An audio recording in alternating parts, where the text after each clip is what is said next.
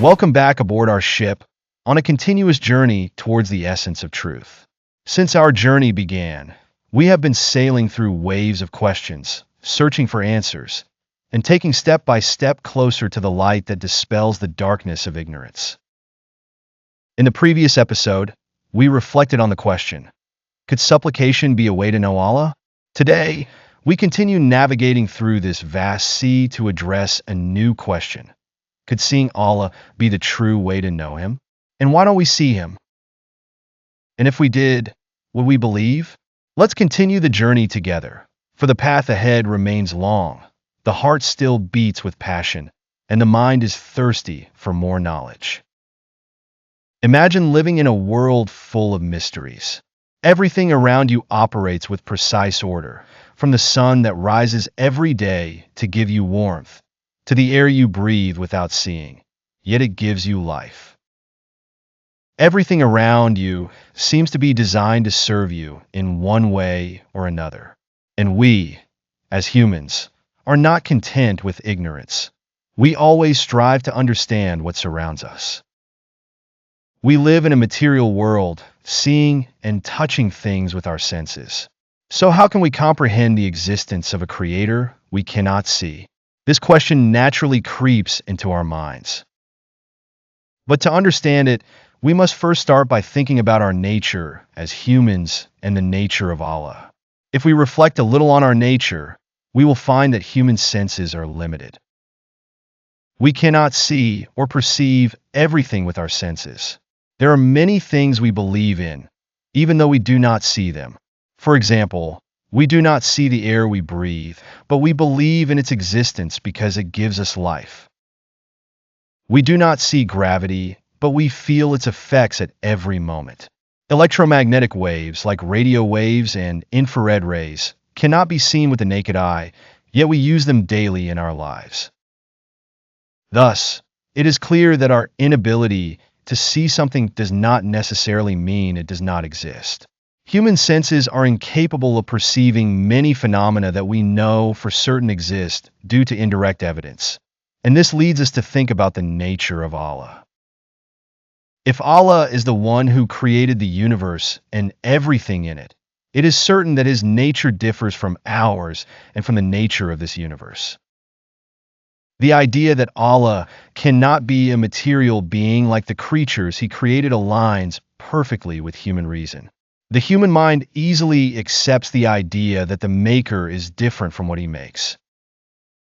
We understand that the person who creates machines or builds structures is not similar to the things He has made. Allah transcends the material world because He is the one who brought it into existence and gave it the laws that govern it. And just as a human cannot be part of the machine He made, Allah cannot be part of the universe He created. The Christian philosopher Thomas Aquinas argued that Allah is the first cause, or the prime mover, who does not need another cause for His existence. Allah is the one who gives existence to everything else, but He Himself cannot be part of this material system that requires a cause. Allah is the one who initiated movement and existence. Therefore, it is logical to assume that Allah does not submit to the laws that govern the material universe, just as the painter does not become part of his painting. But here arises another logical question. Why doesn't the Creator appear to us in His true form? Why don't we see Him in a way that makes everyone believe in Him without doubt or hesitation? It may seem that the appearance of the Creator to us would be a simple solution to all these questions. But the truth is more complex.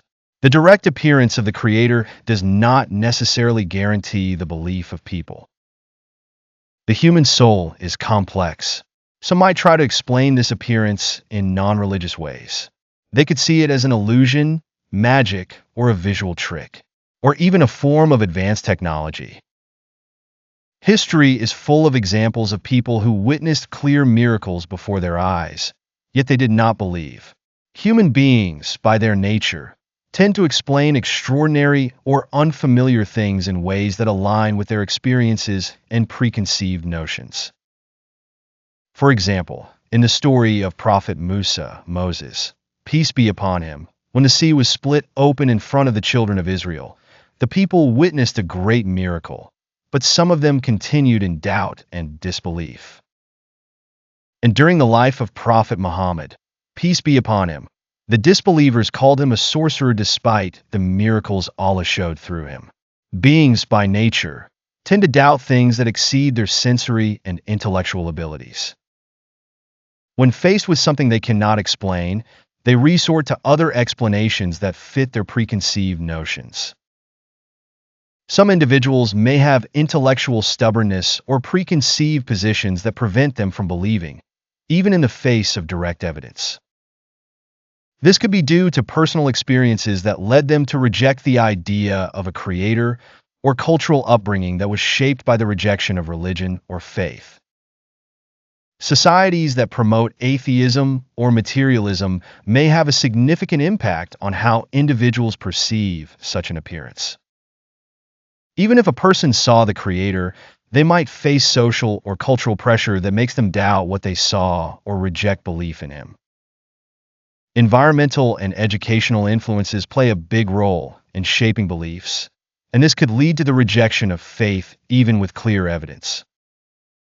Furthermore, the appearance of the creator in such a way might be terrifying or confusing to some people. Some may feel fear or that they are unable to comprehend the magnitude of this appearance, which could drive them to psychological avoidance or denial.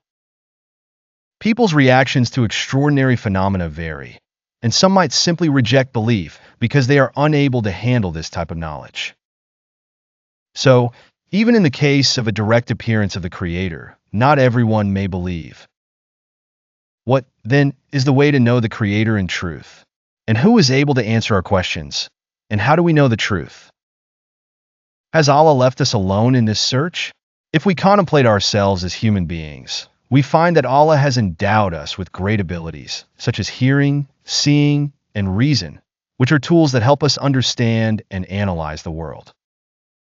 If the Creator has granted us these abilities, it is logical to assume that He wants us to use them to reach Him and understand His existence. The mind He has given us is a tool for thinking and analysis, and hearing and sight are means for us to receive information from the external world. The ability to understand, write, and read is what allows us to record and develop knowledge. So, is it reasonable that all these abilities exist without a purpose? Certainly not. If Allah has given us the mind to think with, it means He wants us to reflect and ponder His creation. And if He has given us the ability to understand and analyze, it means that the search for truth is part of our mission in life. Let us engage our minds and reflect. As human beings, when we need to convey important information to someone else, we write them a message. Messages carry meanings, and sometimes messages are written in a refined language that reflects the status of the sender. If a king or president wants to address his people, the message is written in a way that befits his stature, and it is often delivered by someone with the wisdom and ability to carry that message. So, could it be that the Creator has used the same method to convey His message to us? We have come one step closer to the truth, and another means appears on the horizon that could lead us to know the Creator. Could Allah communicate with us through sending prophets and scriptures? And if so, how can we trust that? In the next episode, inshallah, we will face this question together, and we will search for the answer. Your journey toward the truth is an ongoing one. It may seem arduous and long, but it is worth every effort made to reach the desired goal.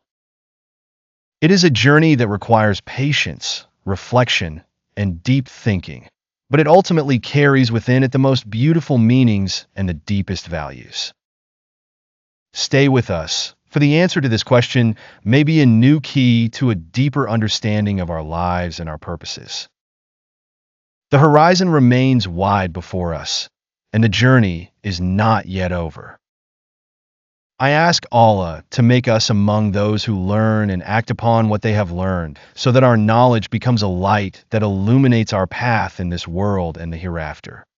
And peace be upon you, and Allah's mercy and blessings.